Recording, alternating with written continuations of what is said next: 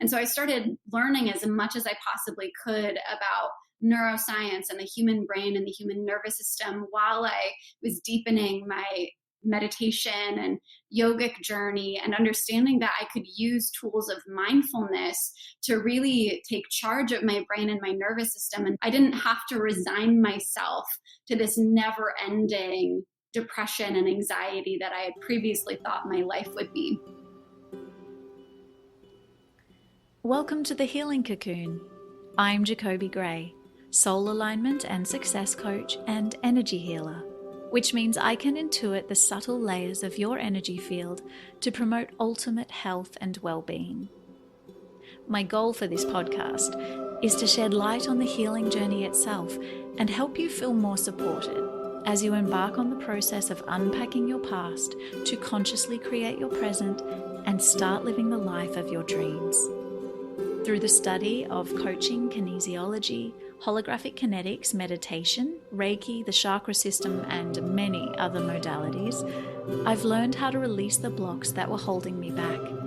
Now I'd love to help you do the same. By embarking on your own self-healing process, you'll see the world transforming around you in ways you never thought possible. You'll begin to experience more connection, clarity, love, fulfillment, synchronicity, and success than you've ever had before. So welcome to the Ascension.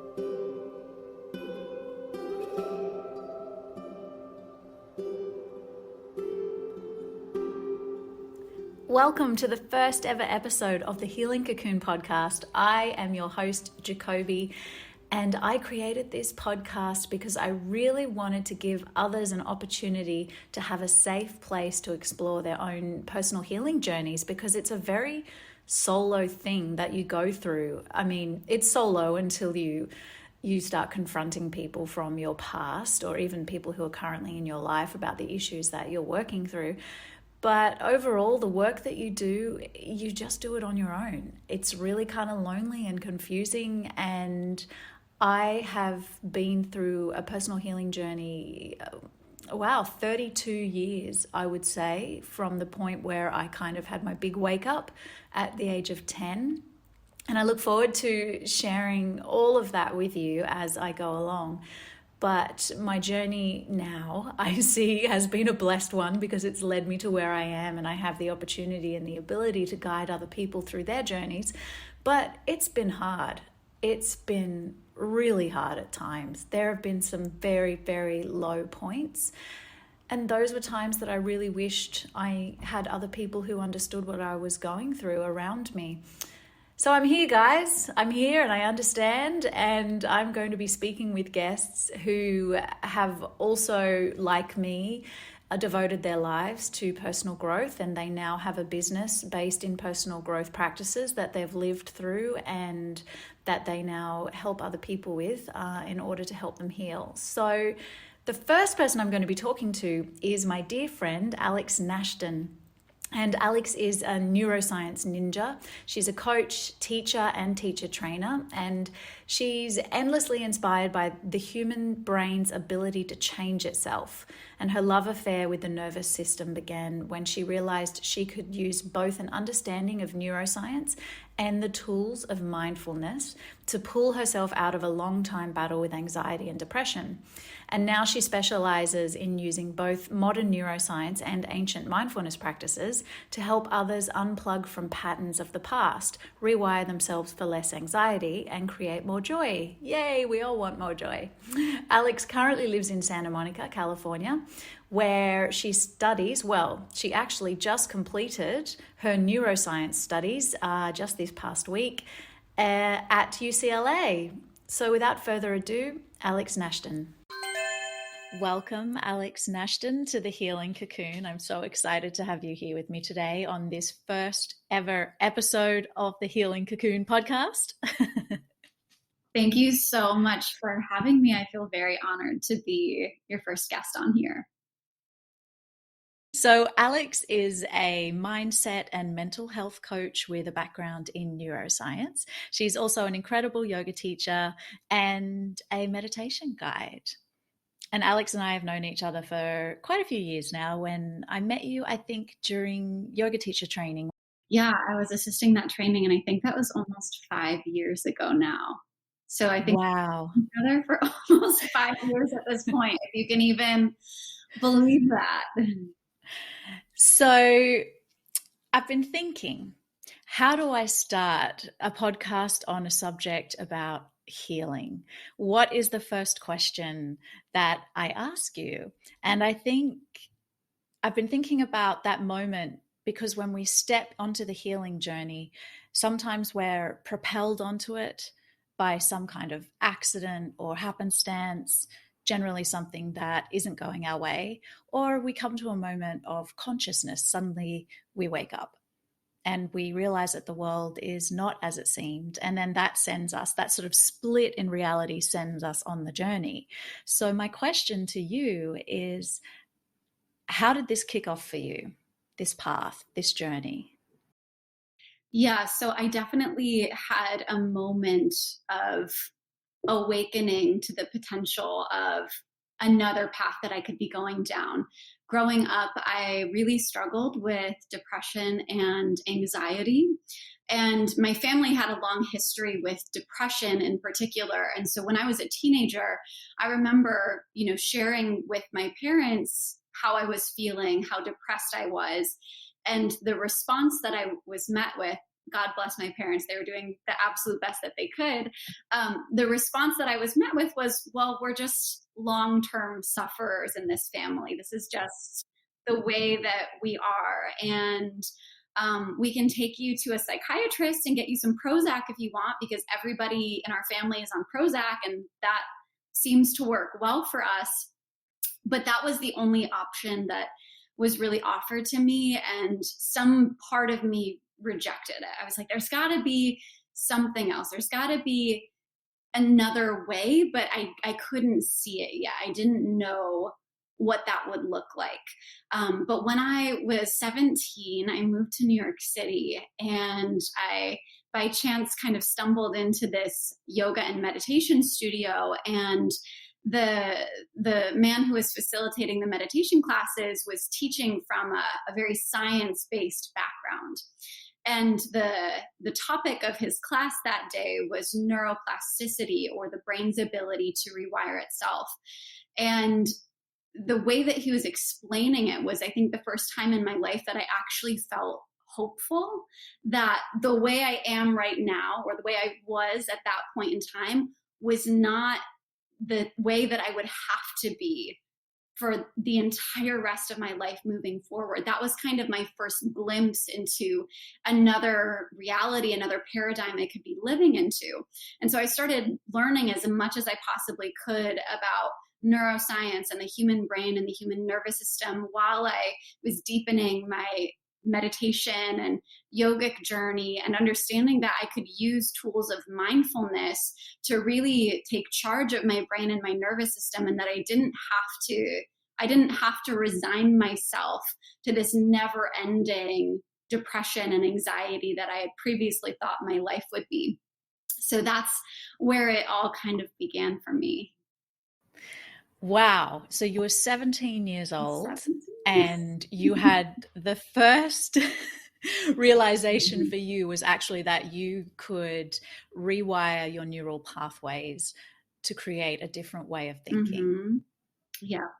That's quite young. That's quite young for such a hefty concept. So, going back to the depression part, because I know that a lot of people struggle with depression, and I certainly did growing up. Do you think it was teenage angst? Do you think it was inherited familial sort of energetic patterns? Was there a stimulus for your depression? Definitely. So I want to preface this by saying that there is most definitely a spectrum of depression and depressive disorders. And I don't want to discredit using pharmaceutical treatment when it's needed to enact change on the nervous system and to balance our biology. But for me, I didn't feel like it was severe enough that I needed to take medication. Um, I would say my own experience with depression definitely had a genetic component to it, because nearly every person in my family for multiple generations struggled with it in some capacity. But I also think that part of it was circumstantial. I grew up in a very small town in upstate New York in which I didn't really feel like I felt in. I was this weird little 16-year-old vegan girl in a city that was like surrounded by farm country where that wasn't even a thing. Like I survived on hummus and tortilla chips and peanut butter and jelly sandwiches. And I also, the life path that I was taught growing up is that, oh, well, after you finish high school, you go to college for 4 years somewhere nearby, you get married, probably to someone you went to high school with. In your early to mid 20s, you pop out 4 kids, and then you're just there for the rest of your life. And I remember very early on rejecting a lot of what I had been raised to believe my life would be, but felt very stuck in that. Like I didn't know how exactly to break out of this system that I was raised into. And I think those feelings of stuckness, those feelings of restraint and restriction contributed a lot to my own experience with depression. Coming to New York, and yoga, I know, was a significant change in your life as well. You found a pathway or a structure which led you to, was it yoga nidra, which ultimately led you to studying the brain? Is that how your path unfolded? Kind of, yeah. So I fell into the yoga and the meditation around the same time, and then the nidra was a component that came along a little bit later. But I had already had the interest in neuroscience before yoga nidra was introduced to me. For anyone listening who doesn't know what yoga nidra is, it's a type of guided meditation that you practice laying down in shavasana. And it's very similar to hypnotherapy or hypnosis in some ways. It enables your brain to move into all these amazing other types of brainwave prominences and gives you greater access to the subconscious and unconscious mind. I could go on and on about that, but yeah. So I found yoga nidra a little later than yoga and meditation, like more traditional styles of meditation. But my yoga nidra mentor at that point in time in New York City was someone who was also coincidentally very interested in neuroscience. And at this point, I had taken many a yoga teacher training and meditation teacher trainings, and I wanted to study neuroscience more extensively. And I remember asking my mentor, like, is there a neuroscience teacher training that I can take? Because I want to learn more about like just this. And she was kind of like, I think, it might be time for you to go to school, like actual school, if you want to learn about something like that.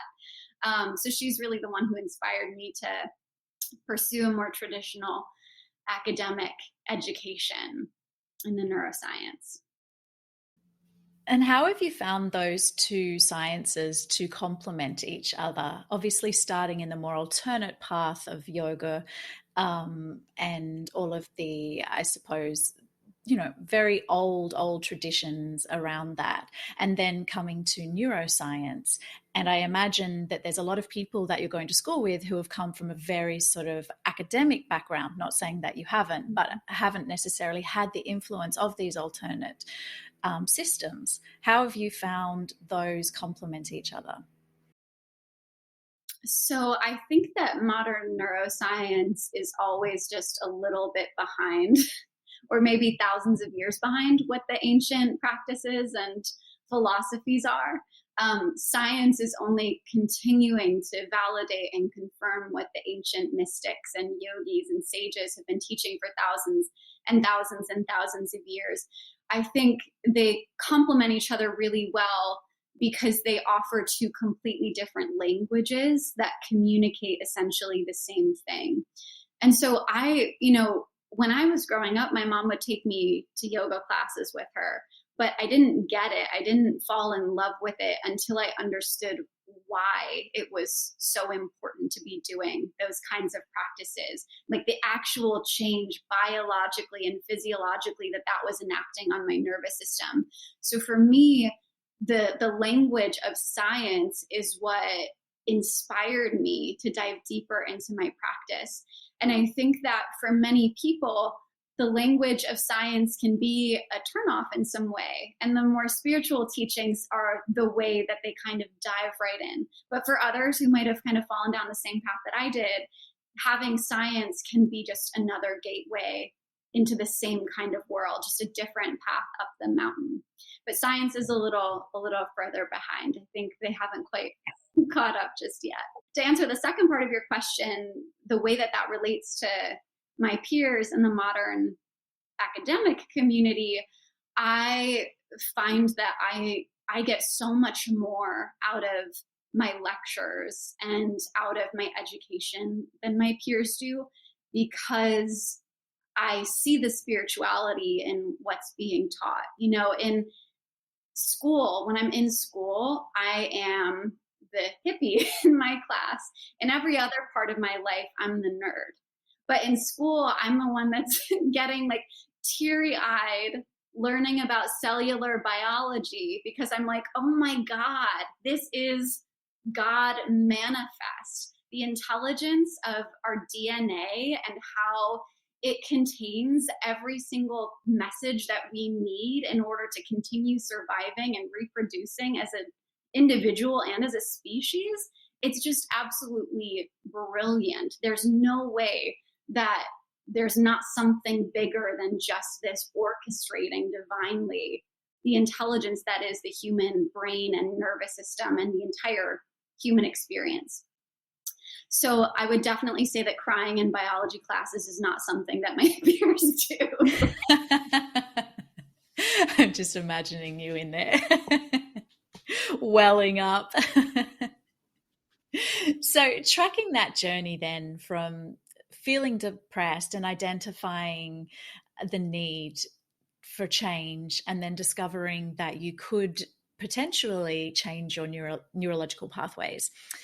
How long do you think that process took for you to come out of depression or to reach some kind of new stage or space of happiness? When did you first recognize that something was shifting inside you?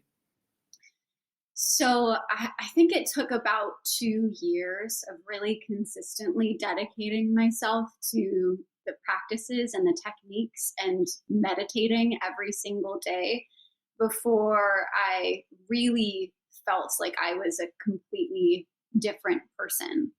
And I don't want to ever say that I'm 100% healed.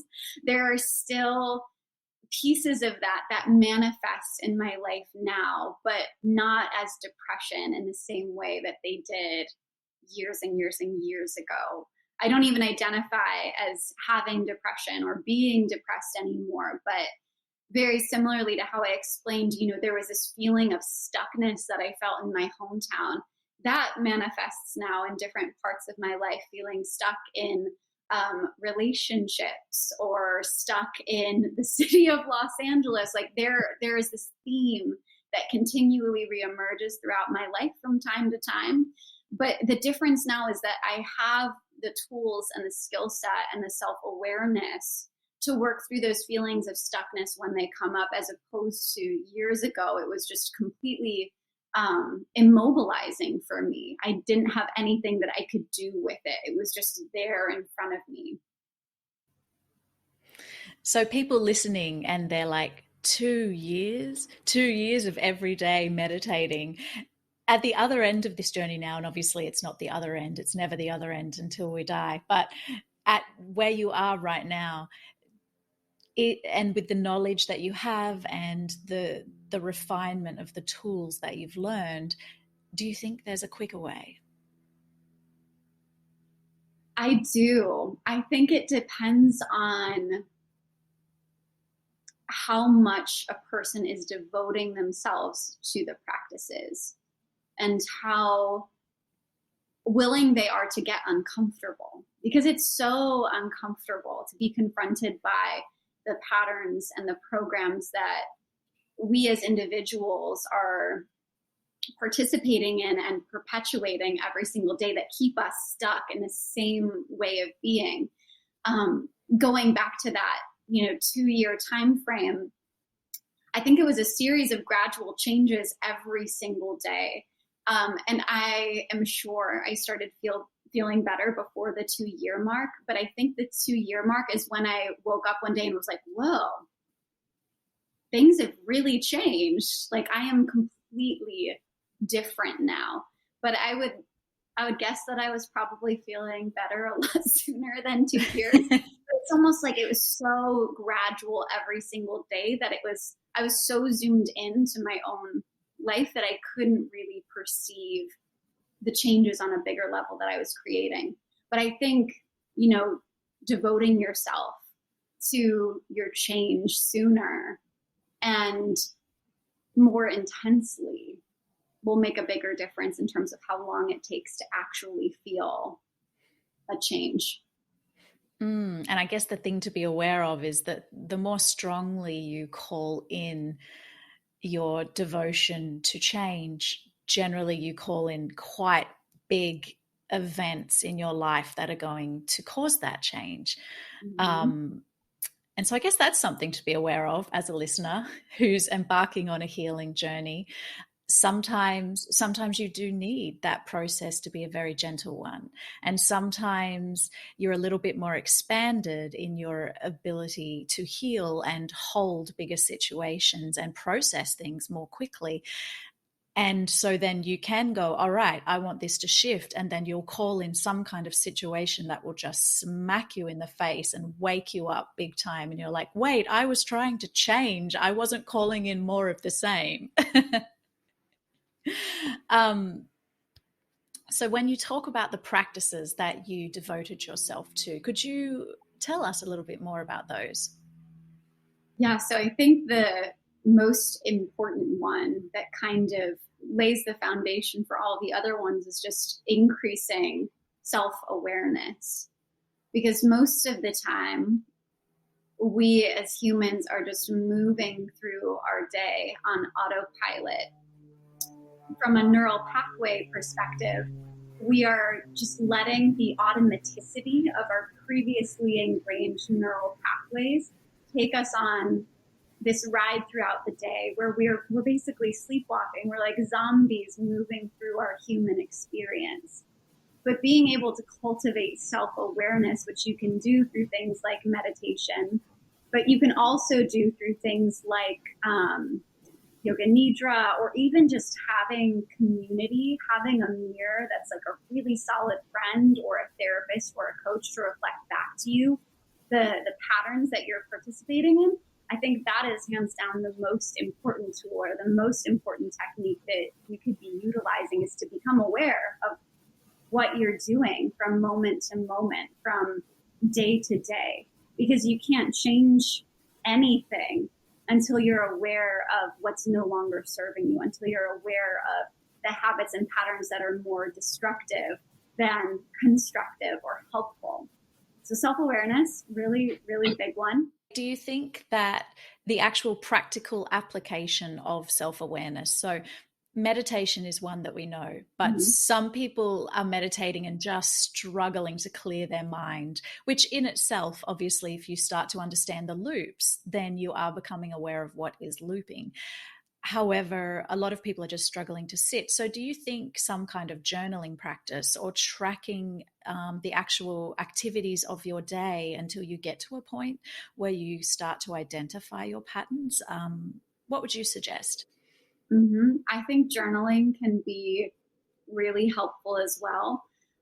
But the kind of self-awareness that I'm talking about here is, I think, even more expansive than a journaling practice or a meditation practice or something that you're doing for 5 or 10 minutes a day. The kind of self-awareness that I'm talking about is something that can be done while you're washing the dishes, or while you're in the shower in the morning, washing your hair, or driving to the grocery store. It's this kind of disengagement from the thoughts, from the inner monologue that is consistently playing in the course of your mind.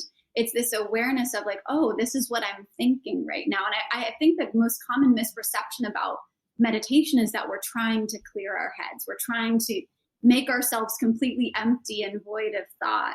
When in actuality, meditation is this process of remaining aware of everything that arises in the present moment, from the thoughts that we're thinking to the emotions that we're feeling to the sensations that we're experiencing on the surface of our skin, and the inevitable distraction from those elements of the present moment, and then the return back to presence, or the return back to self-awareness, right? The mind will inevitably become entangled in all of these other things. Self-awareness is simply stepping back, it's zooming out and bearing witness to all of it without actively participating in it, without actively perpetuating it. So self-awareness could be a journaling practice, right? I've heard the phrase a brain dump used to describe this kind of journaling practice, where you're just like writing out every single thing that comes to mind, like stream of consciousness writing. And obviously a seated, like traditional meditation practice will be nice as well. But something as simple as just becoming aware when you're walking from your bed to the bathroom in the morning, or you're folding your laundry, stepping your attention back just a little bit and saying like, oh, what am I thinking about right now? Is that a useful thought that I'm thinking? Is it helpful for me to be revisiting that for the 5th or the 57th time today? Is there a story that I've attached to that thought? Is there a narrative? Is there a belief system that underlies it? So all of those kinds of questions, all those kinds of contemplations breed more self-awareness. And it's kind of one of those things that's hard to describe, because it's something that you just do. You can't even necessarily teach it. It's just something that begets more of itself through conversations like the one that we're having right now. So the listeners of this podcast are inevitably becoming more self-aware just by being introduced to a conversation like this. Does that make sense? Mm-hmm. That makes absolute sense. Great. Wow. Thank you for sharing that and for talking us through that, because I feel like that's a very valuable piece of information that we have just transmitted out into the ether. And so you were going to move on before I interrupted you and talk about some other tools. Mm-hmm. Yeah. So Yoga Nidra is obviously a very powerful one. Yoga Nidra is my favorite tool, my favorite practice to use to move through patterns and programs that are more subconscious or unconscious. So for most of us, we have these patterns that we participate in that we are very clearly aware of, like dating the same kind of person over and over and over again, even though we know that it's not healthy anymore, or having the same trigger that just sets us off into this spiral of anxiety or anger, right? We have these patterns that we are very consciously aware of. But then we also have a whole, like an iceberg underneath the surface, this whole network of belief systems and patterns that we don't even necessarily know are impacting our life right now. So Yoga Nidra is my favorite practice to work through some of the subconscious and unconscious blocks that I was dealing with and that my clients are dealing with. I guide them through that practice now. And that's a really good tool and technique to use if you feel like you are stuck in some facet of your life, but you have no freaking clue why and no idea like how to just move forward and get through it. Oftentimes when we feel when we feel like there's this thing that's a bit elusive that we can't quite work through, Yoga Nidra is the practice that I'll turn to first. Yeah. And Yoga Nidra is, I mean, let's face it, it's my favorite form of meditation, because you actually just get to lie down and not fall asleep, but you go into that theta brainwave state, which can often, well, not often, you actually come out of it feeling extremely rested. But while you're in that space, your brain and your subconscious is doing all the rewiring for you. Mm-hmm. Yeah. So it's the easiest kind of meditation. It's like taking a nap, but your brain in the background is doing all of this work behind the scenes that you don't even have to like try to do. It's happening for you. It's really exciting.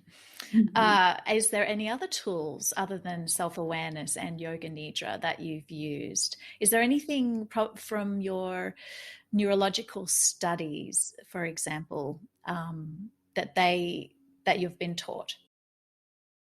Yeah. So combining the neuroscience once again with the more ancient practices, one of the best tools that we have within the scientific community is an understanding of breath and the way that we breathe as a vehicle to regulate the nervous system. So what I mean by that is that we have this this branch of our nervous system called the autonomic nervous system, and it's responsible for all of the things that happen automatically behind the scenes that you don't have to consciously think about. So things like your heart beating and your lungs breathing. If you had to consciously think about those things every half a second, you would go crazy because there's so much going on within the human body that we don't have to think about, that our nervous systems are just taking care of for us. And a big part of that is what's known as a sympathetic nervous system state, or that fight or flight stress response, or parasympathetic nervous system state, or that rest and digest relaxation response. And these two distinct branches of the nervous system, parasympathetic and sympathetic, are very closely tied in with our emotional states, with our emotional regulation, with our experience of anxiety or our experience of ease. And because the breath is breathing, like our lungs working, is a part of this automatic part of our nervous system, but it's also something that we can consciously manipulate. One of the best ways we can start to kind of rewire our patterns of emotional regulation, our emotional patterns, and our patterns of stress and anxiety is through learning how to manipulate the breath in a conscious and intentional way. So breath work is breath work, right, right. You know, it's something that I've definitely done, but it's a very intense practice. I always find it takes me on a very deep journey. I have to be ready for it. Is there a way to do breath work that doesn't open the closet and let all the skeletons come flying out at the same time? I think it depends on what you're looking for. The kind of breath work that's very popular today is a very rigorous, very deep and intense kind of practice that most people just are not ready for. They don't have the kind of nervous system strength and flexibility to be able to let all of the skeletons out of the closet and then appropriately close the door again, close the closet door when it's time to do so and go back out and function in the real world. So there are definitely more gentle techniques that can be used that are more relaxing and easeful and peaceful, rather than this like hyperventilative, rigorous, activating, energizing kind of breath. And so that's something that you take your clients through when you're coaching people? Yep. It's something that I take them through. And I also find that most of my clients are pretty nerdy like me, so they want to know science behind it. So I usually teach them a little bit about how their nervous system works before I guide them through these practices. I actually love what you said earlier about having nervous system flexibility. I've never thought about it like that, but it is, I guess, it's a muscle I suppose, your nervous, it's obviously not a muscle, technically, it's your nervous system, but in terms of the idea of us, flexing that muscle and strengthening that muscle, the nervous system needs to be strengthened to get to a point where it can actually hold and deal with these deeper traumas or situations that are arising. Yeah. And very similarly to an actual muscle, it needs rest too. A muscle is defined as having both a healthy muscle, I should say, healthy, keyword. Healthy muscle is defined as having both strength and flexibility. And I think that our nervous systems work in the same way. When you use a muscle too much, you run the risk of injury. When you exhaust your nervous system and burn yourself out, you run the risk of getting sick and all of the, also injuring yourself, all of these other things. So we need these like equal portions of activation, but then rest and the ability to really efficiently move between the two. Right now we have this phenomenon of everybody being like tired but wired. Everybody in these like heightened states of nervous system arousal and activation that are depleted and exhausted, but don't have the flexibility of being able to truly and deeply relax because they just haven't taken themselves there in a while and they don't have the pathways appropriately in place yet. But yeah, the muscle analogy is spot on.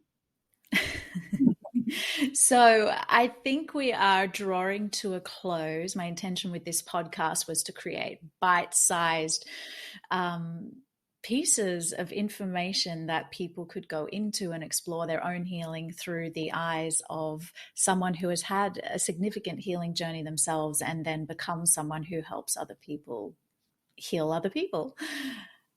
So to wrap up, my last question is, what does healing mean to you? What does it mean to be whole? That's a good one. I think for me, being whole is being in a place of complete acceptance of myself and my fallibility and my imperfection and my humanness. I think that historically I've had this kind of affinity for perfectionism, and I'm obsessed with the healing journey and I'm always wanting to work on myself. So I think for me that place of wholesomeness comes from very deep self-acceptance rather than incessantly trying to fix myself. Powerful. Thank you, Alex Nashton. I'm so excited you could be my first guest, and we will put all of your details in the show notes. So if anybody out there wants to reach out and connect with Alex and work with her and rewire your neurological pathways through any of the fantastic methods that she shared with us today, you can check it all out in the show notes.